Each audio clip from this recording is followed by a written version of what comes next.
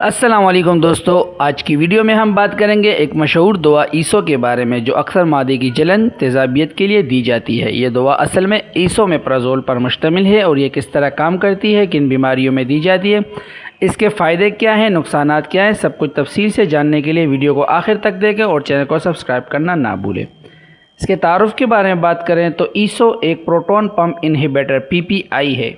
ईसोमेप्राज़ोल इसका फार्मूला है। यह ओमेप्राज़ोल की अपग्रेडेड फॉर्म है और मादे की तेज़ाबियत को मौसर तरीके से कम करती है। इसके इस्तेमालात की बात करें तो किन बीमारियों में इस्तेमाल होती है, दर्ज झेल मसाइल में इस्तेमाल होती है ईसो, यानी मादे की जलन, heartburn, GERD gastroesophageal reflux disease, मादे या आंत के अल्सर, हेलिकोबैक्टर पाइलोरी जिसको H. पाइलोरी कहते हैं, उसके इन्फेक्शन के इलाज में दीगर दवाओं के साथ डॉक्टर दे देते हैं।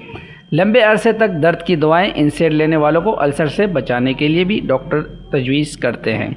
इसका मैकेनिज़्म क्या है, कैसे काम करती है? ये दवा मादे के अंदर मौजूद प्रोटॉन पंप को ब्लॉक करती है जिससे तेज़ाब बनना कम हो जाता है। यूँ सीने की जलन, तेज़ाबियत और अल्सर के मसाइल में आराम मिलता है। इसके डोजेज के बारे में बात करें तो ये आम तौर पर 20 mg या 40 mg रोज़ाना एक बार खाली पेट इस्तेमाल की जाती है। कुछ मरीज़ों में डॉक्टर दिन में 2 बार भी दे सकते हैं।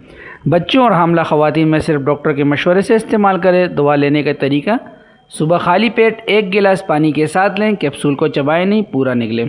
आम साइड इफ़ेक्ट्स के बारे में बात करें तो सर दर्द हो सकता है, मतली या के हो सकती है, कब्ज़ या दस्त हो सकता है, पेट में हल्का दर्द हो सकता है। संगीन नुकसानात इसके क्या है? विटामिन B12 की कमी लंबे अरसे के इस्तेमाल से हो सकती है। हड्डियों के फ्रैक्चर का ख़तरा हो सकता है। मैग्नीशियम लेवल कम हो सकता है। मादे के इन्फेक्शन हो सकता है।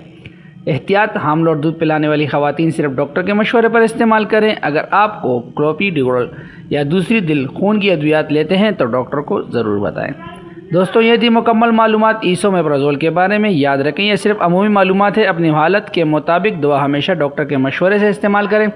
अगर वीडियो पसंद आई हो तो इसे लाइक, शेयर और कमेंट्स करें और हमें बताएं कि आप कौन सी दवा पर अगली वीडियो चाहते हैं। चैनल को सब्सक्राइब करें और बेल आइकन दबाएं ताकि नई वीडियोस आप तक फ़ौरन पहुंच सके। अल्लाह हाफ़िज़।